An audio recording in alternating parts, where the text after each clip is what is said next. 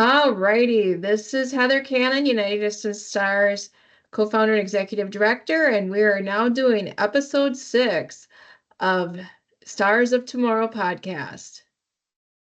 Hello, everybody. My name is Kevin Na. I'm a volunteer here with United Distant Stars. I've been a volunteer since about 2013, 2017. No, 2013, 2013. Sometimes it's been so long, it's like I kind of forget when it all began. But yeah, 2013. So it's been a pretty cool ride here. All right. So today's conversation is something that I've wanted to talk to about for a while, where we basically want to say how sometimes age doesn't always define experience. And I grew up in a generation where I grew up in a small town where some of my classmates, they were the people that helped run the farms. They called them Mhm. chores. They had to do their particular chores of milking the cows, or during the summer, it was hay baling, things of that nature. And living in Liberia for 2 years, you can see young people selling in the streets, as children, 9 or younger, because that's the family dependent on them bringing home some sort of income. And then in all countries, you probably have a young person that there's an ailing parent where they got to help with taking care of them or raising their siblings, their younger siblings. There's just so many ways that young people have already had some sort of experience, and yet they're not valued as someone who comes to the table with experience because maybe they didn't know how to articulate. Maybe they saw unpaid work as not true experience. Maybe they didn't know some of those skills were transferable to other jobs. And that's the discussion Kevin and I are going to talk about today, because we feel that sometimes young people get short-sighted by companies who think, well, you're 18. What do you know? What have you done? You know? And some of these people might already have 9 years of experience underneath their belt at age 18. And we kind of want to demystify that. And we also, for any young people listening to us, we kind of want to give you some guidance and maybe some things you need to look at when you look at an application and look at your past experience. Now, Kevin, as we started this, you said you had some things that you wanted to share about your own experience that led to your current job. Oh yeah, certainly. Thank you.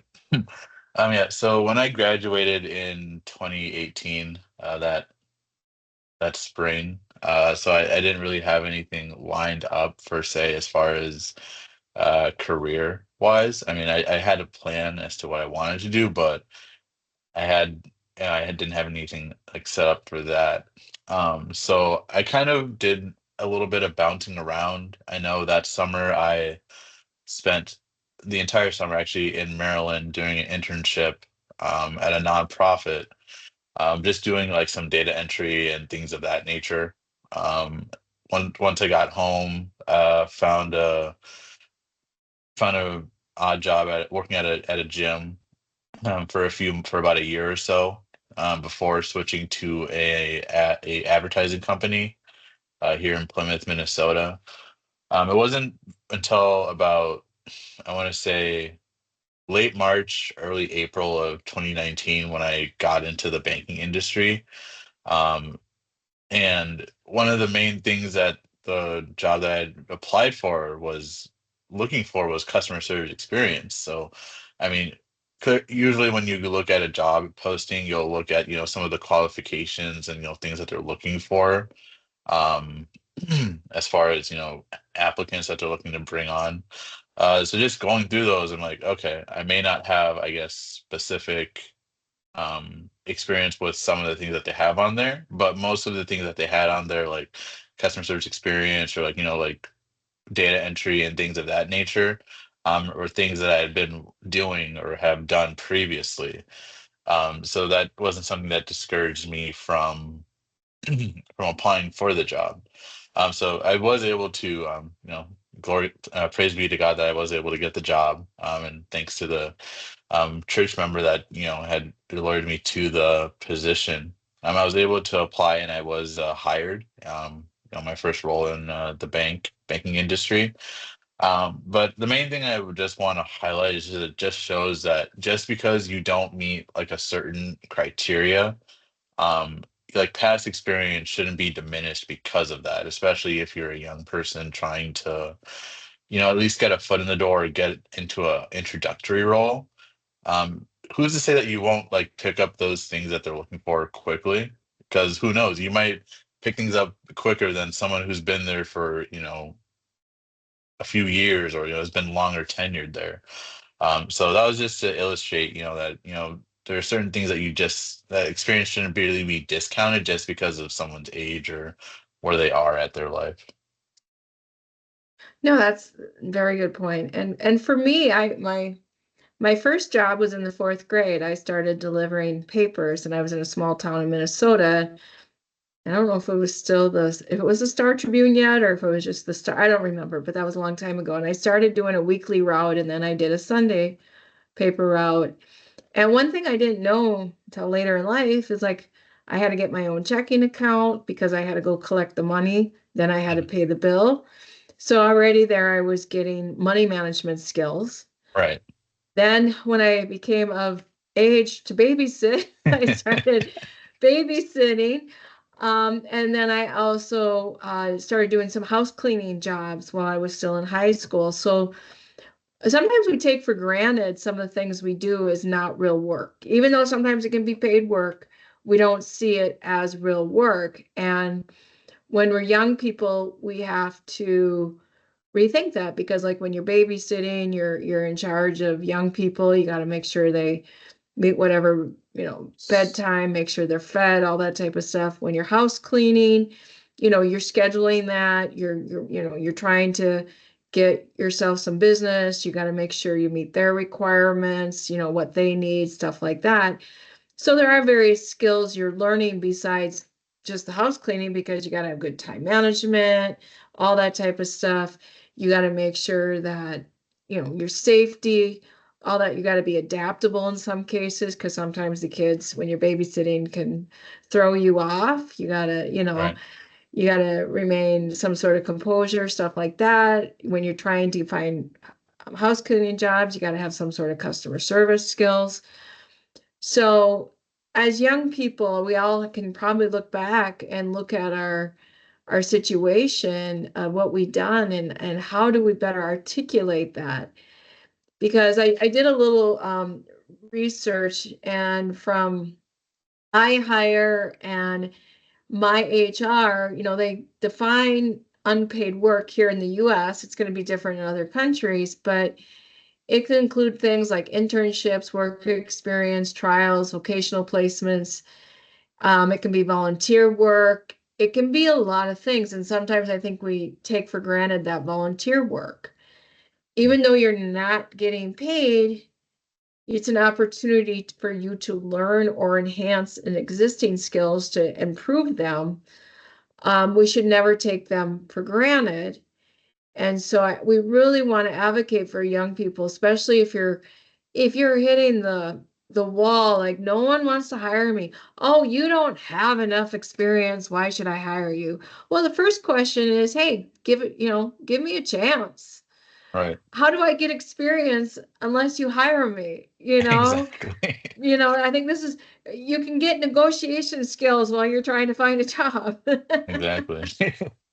Yeah, sometimes you kind of hustle for it. But yeah, it's like 'cause like you mentioned your first job that you met. I believe I don't think I really got my first job as far as like, I guess wage wise until I was it was the summer of my sophomore year, so after my freshman year of college.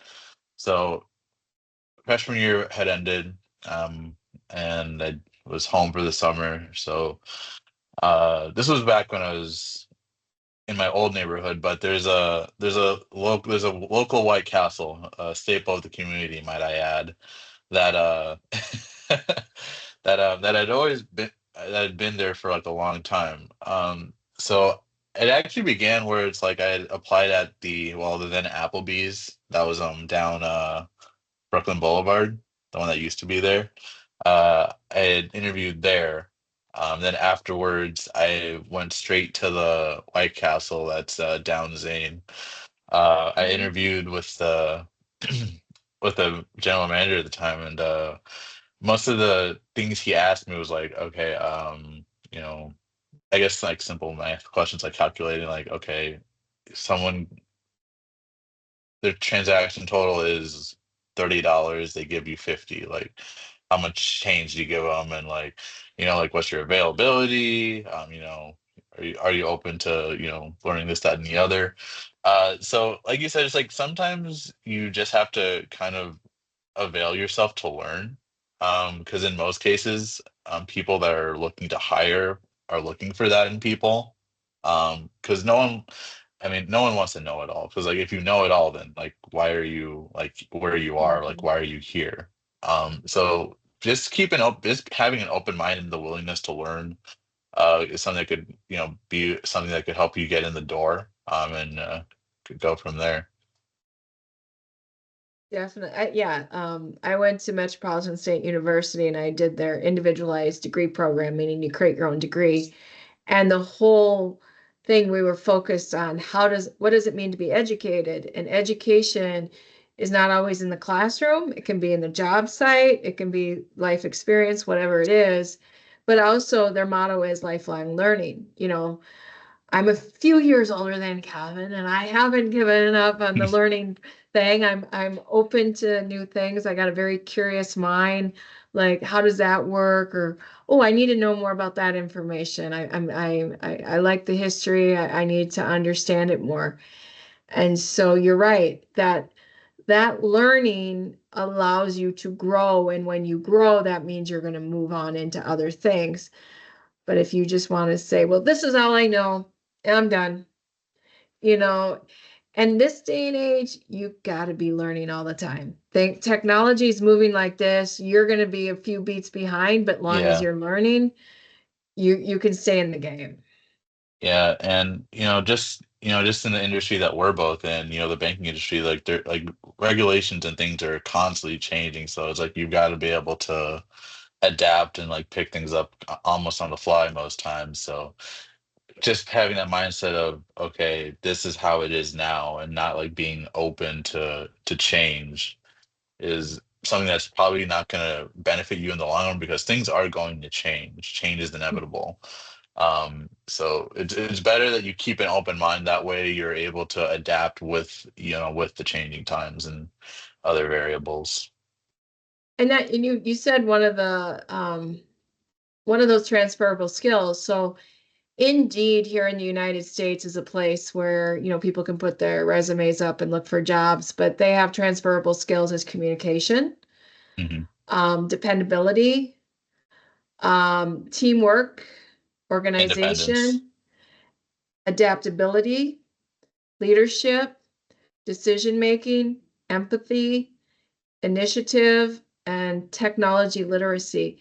So we've kind of talked about some of them, and I think leadership, I think, is an important one because you're thinking, well, I haven't been a leader. Well, it depends on leadership doesn't always mean you need to have a title. Did you lead a Mhm. project? Did you end up taking leadership on your own, that initiative? Because I talk about initiative. Yeah. Did you like welcome those new people that came on and you guided them through the training process and were you a buddy and stuff like that? Mhm. That is a form of leadership, even though you didn't have an official title. So I think you got to look at it, and we're going to put these links that I have found in the notes of Description. this podcast. I can't say what I want to say, and so you can see that and start defining what that is, because adaptability, I think, is a major one. Kevin is so right. Change is on the daily. Every second there's something new. The technology is going to change. As he said, we both work in the financial industry. Technology is always changing.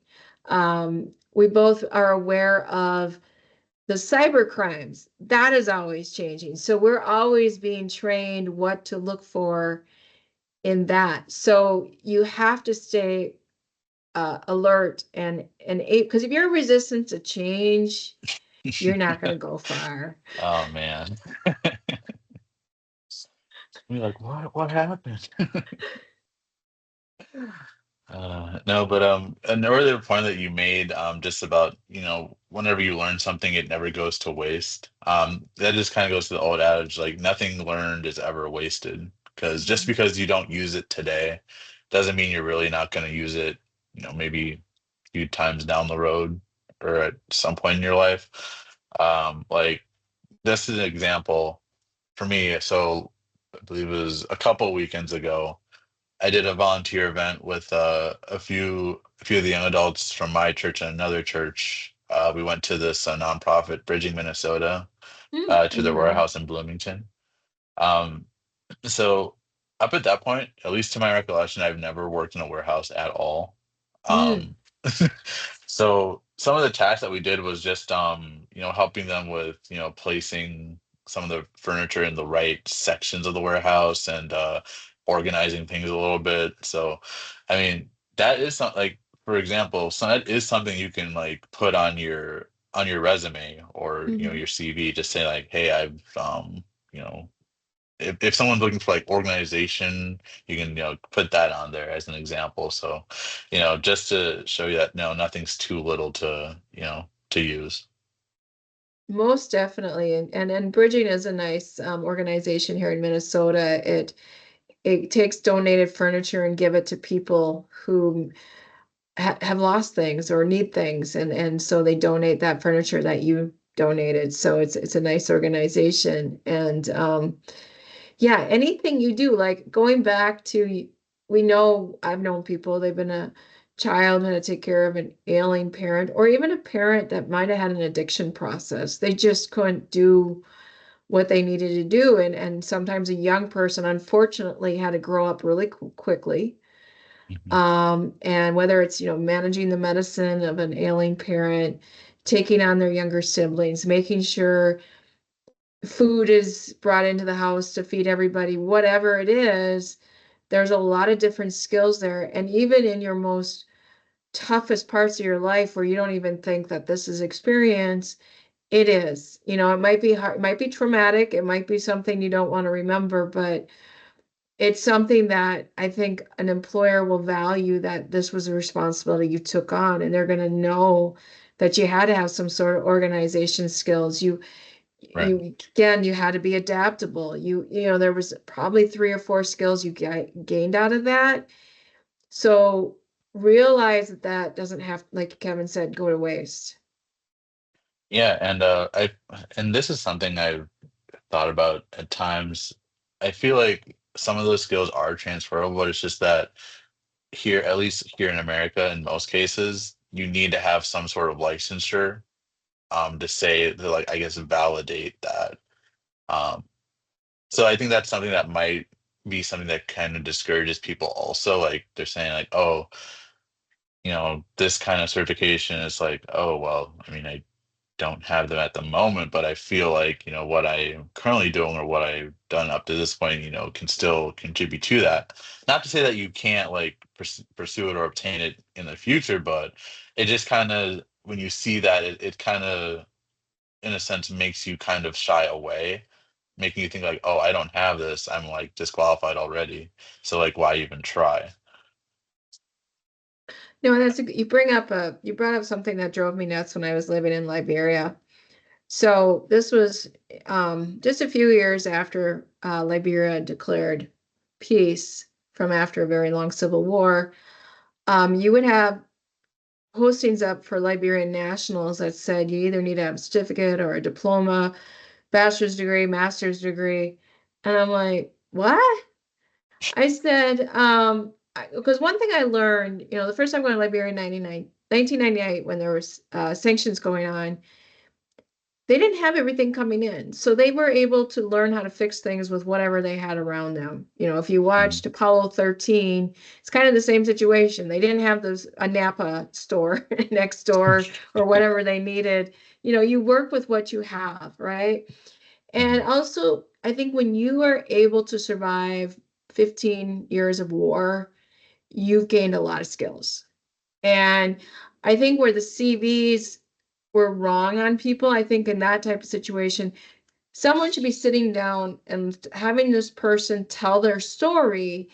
And then that person who's taking down that story can say, oh, this is this skill set. This is Right. that skill set. Yeah, you're qualified for this job.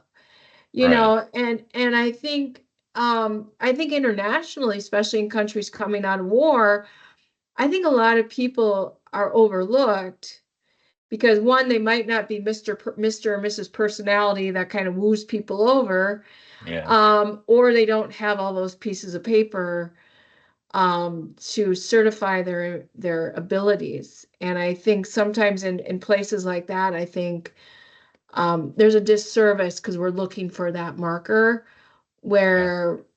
where we need to hear their story. And then it's like, wow, you did that? Okay, you have that skill set. I think, yeah, let's Oh hire yeah. you. Yeah, and it kind of like this entire topic just kind of makes me think of the old adage street smarts versus book smarts. Hmm. And I think for most part, I feel like street smarts is a bit more, not to say that one is more important than the other, but I think if you have street smarts compared to book smarts, then I feel like you're better set up for life. Because you could be the smartest person in the world academically, but like if you don't know how to like handle yourself on the street, then you, you'll probably just get like taken advantage of by the simplest of things. Um, but I feel like you need to have a balance of both in order to, really succeed. Again, not saying that one is more important than the other, but I just feel that's just to show that we sometimes diminish having street smarts than than having to than focusing more on the academic side. I think we can say it differently. It's having the theory over the practical, right? You're right. So, after living in Liberia, I was trying to get a job in international development, but I was lacking an advanced degree, meaning masters. That they were looking at judici JDs, if you got a law degree, Yeah. PhD, stuff like that. But then I would also talk to hiring managers and said, well, after 90 days, they left. Well, I lived in Liberia for 2 years. I know how to live in the country. I know how to adapt to the situation. But that's where sometimes the theory, yes, you can learn all these things, but can you apply them Right. over maybe you've already got the street smarts and you might have to learn the theory, but you at least know how to be in that environment. Right. So either one could learn the situation, but sometimes being able to apply is more powerful than just knowing it. Yeah. Yeah, it's definitely better to put more. There's more behind action and application than if you just have a theory or a thinking of doing it. Because if you're applying it, then you're actually doing something compared to if Mhm. it's just if it's stuck in your head. What good is it really if you're not putting it into practice? And then you can see, does it make sense or does it still need to be tweaked? Because maybe Right. the theory doesn't work in every situation, and that's where that adaptability comes in again. And if you've never applied it, you don't know where you got to make the adjustments. Yeah, it's definitely something that helps with I know we've mentioned CVs or resume building throughout, but just taking something like you had mentioned with someone who's been a caretaker as far as with medication and things of that nature. um because when you're applying for a position, in most cases they'll have a list of daily um skills or activities that'll be performed in that role. So it's at that point taking what you do and tailoring it to that. Not so to say that you're not telling the truth about it, but just, you know, saying what you did, but just tailoring it to what they're looking Mhm. for. Yeah, and that's true because again, it's that transferable skills and how does your experience tie into what they're looking for. The other important thing is if you're starting off and looking for a different type of work that, we loosely can call the real job compared to what you were doing before, Yeah. um, realize you have value. Don't let anybody diminish you. So go in there knowing that, yeah, I'm able to do this work. This is my experience. You list it out, but also know that you're confident that you can do the work. You wouldn't be applying for a job if you didn't think you could do it. Right. So go in there knowing your own value, knowing your own worth, and never let anybody diminish you. If it's not meant to be, walk away and look for another opportunity. Don't feel bad. Don't feel beaten down because you're not. That just is a sign, not the right place for you, you know? But I think that's the important part because a lot of young people don't recognize that they've been doing a lot of work probably already because not everybody came from homes where everything was rosy and they had no responsibilities. They could just sit and watch TV and play video games all day. They Right. just not everybody has that. And don't feel that because you didn't have it that you're losing out. No, that you probably gained more. Right. And who knows, at the end of the day, you might end up teaching those who have been more tenured. You might be the one to teach them new things that they never really had the opportunity to be exposed to, or what you've brought to the environment might even help move things and progress things further. So that's another thing that it, with it. No, that brings me up to one of the interviews I had last year. Uh, Nathan Joseph Patrick, or he's got too many first names now. I'm getting it mixed up. But anyways, I'll get the name right in the notes. But he did not have any, college education yet. He wanted one, but he couldn't do it yet. So he went through our electrician program. In his class, he had someone who graduated with an electrical degree from the University of Liberia that never had practical experience. He was already playing around as a kid. Mhm. He was already experimenting with that. So he ended up teaching that person with a college degree. So it just gives you an example of what Kevin Right. just said. Because you had that practical experience. Oh. Did he end up teaching, like being a TA or anything for the Yeah, he class? was. He was the Okay. TA at that time, and now he's just, he's out there, he's working. Yeah. I mean, and he's got more confidence because he already was learning even before he even got into opportunity to learn more about electricity, but he had the curiosity that he was already playing around as a kid. Yeah.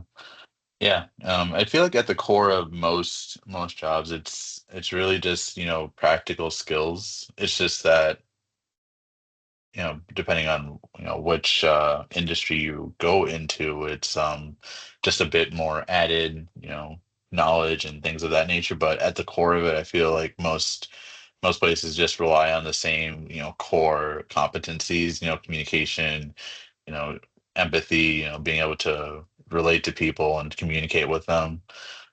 So yeah, it's another reason why you shouldn't, dismiss what you bring or what you've learned in the past. Because like I said, it's a foundation that all these are built on. And it's just the rest is just what's been specific to that industry. Right. And I think you brought up a point about the skills, and I think there's a new term for it, but we're going to say soft skills and hard skills. So soft skills are those what he said, communication, empathy, adaptability, Yeah. interpersonal skills, stuff like that. The hard skills would be like computer computer work, let's say data entry, computer programming, knowing how to work a fryer at a restaurant. Those would Right. be more like your hard skills, how to be an electrician, how to do all that type of stuff. So there's both have value. So I would say if you're a young person right now that are getting frustrated not finding work, I would maybe just get a sheet of paper out and just kind of look at what are my soft skills, what are my hard skills, get that down.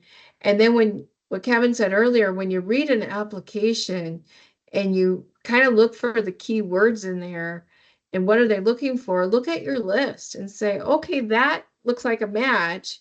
How do, like you said, tailor that experience to meet what their needs are? Because you remember, you got to meet their needs. You don't want to have something that's not relatable. You want to make it relatable. And that's how you open the doors. Yeah, and I'll say this, with at least being in at least the financial industry or at least a business framework, I will say knowing how to use things like Microsoft, especially Excel. Like Yes. if you go into any career business wise or financial wise, you need to know how to use Excel. Hmm. Uh, because I promise you, you're gonna work with some version of spreadsheets, or need to know how to at least use one or put one together. Um, actually, because let's see, what was it? I was showing a friend the other day the sheet I keep on my phone of my budget, and like how I kind of because I got this idea from a close friend of mine, because he was actually the inspiration of me having that on my phone just as a way to kind of like check it. So I'm like, okay, that's cool. So from there, I just kind of went and created my own. So when I shared it with this person, I was like, oh yeah, all I did was I created a spreadsheet on my phone, and that way now I can like keep it. I'm like, okay. So I showed them like, okay, this is what you do, and like you know kind of have to merge, merging cells. Now, anyone that's listening to this and you've used Excel before, you know exactly what I'm talking about. With like merging cells and formulas and everything of that nature. So yeah, so that's just an example of like hard skills, like it's going to be at the core of it, like using Microsoft Office, so Word, PowerPoint, uh, Excel. Because I can remember in one of my business classes I took, I think like almost every class we did like some sort of thing with some sort of an assignment with a spreadsheet, or at least there was like a one hard unit with Excel. And it's like, oh man, it's like I'm it's like if I can't like get this now, it's like I don't know how I'd be able to like function like in an actual job where it's like I have to use this or like some or use it in some degree, because it's gonna come up. So it's just a way to better prepare yourself. Okay, so Kevin and I have another thing that we do in common. I have my own budget and tracking system with spreadsheets as well. So we both are geeking out on that. That is hilarious. I used to do Quicken and I said, well, I can save money. I can do my own thing. So I have my budget, I track and then and it automatically does my comparison and stuff like that. So, I'm definitely been in spreadsheets for quite a while. Um, yes, learning, I think the two things that go together, math and spreadsheets, Yeah. because you have to know formulas. You're going to learn a lot of different formulas. Um, you can use Google Sheets. Google Sheets is comparable to Microsoft Excel. Oh yeah. So you don't need to do formal training. You just start experimenting, you start playing. You can find videos on YouTube. You can find Excel forums out on the internet if you're stuck on something. Um, it's a good skill to have because that's data analysis is a lot on Excel. You got to know how to, do things that we pivot tables. There's a whole lot of genre you're not Yeah. going to know within the Excel spreadsheets. There's going to be a lot of different names, a lot of different analytic tools or whatever. It's kind of like a music thing. It's got a lot of different things that are not all the same. So that is a very, very good skill to learn because once you know that, you're eventually going to know you can get into databases, because again, there's formulas, there's language. It gets you a little bit into computer programming. Mhm. Um, because you have to input sometimes certain information because they do have visual basics in there. So I know I might be talking high language, but I want to give you the curiosity to explore. Just you start here and that opens doors to other places is what I'm trying to say. Absolutely. I don't think I could have said it any better.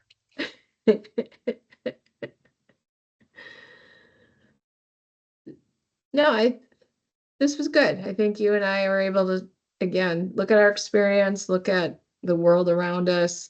Mhm. Um, because to me, it drove me nuts when I hear people say, you don't have enough experience, and then you're like, how do I get experience unless you open that door? So that's for all you employers out there that might be listening. Each. Give give people a chance. You were there at one time. Let's not, be greedy and say, nah, you never know that young person might be the right fit. Exactly. Yeah. And it's like I was saying earlier, it's like, some things aren't really that counterintuitive or too complex to pick up. And in most cases, most people pick up things pretty quickly. So, you know, just Yeah. give them a chance. You know. Yeah, and if they got a personality that you like, there's probably more behind that personality. Maybe they're a little nervous at the time, but we really have to help these young people. It's that there's a lot of uncertainty out there for young people, but they definitely deserve that opportunity, and we're a big advocate for that because we've been there, done that. We were all young at one time. Some of us a lot longer than others, but we really want to Yeah, give those that people a chance. yeah, that transition from post grad to finding or starting your career is it's an interesting time, but that might just be for another day. Yes. And again, you might be looking, you might have a gap year between high school and college. I did. I had a few, about 15 of them, but uh,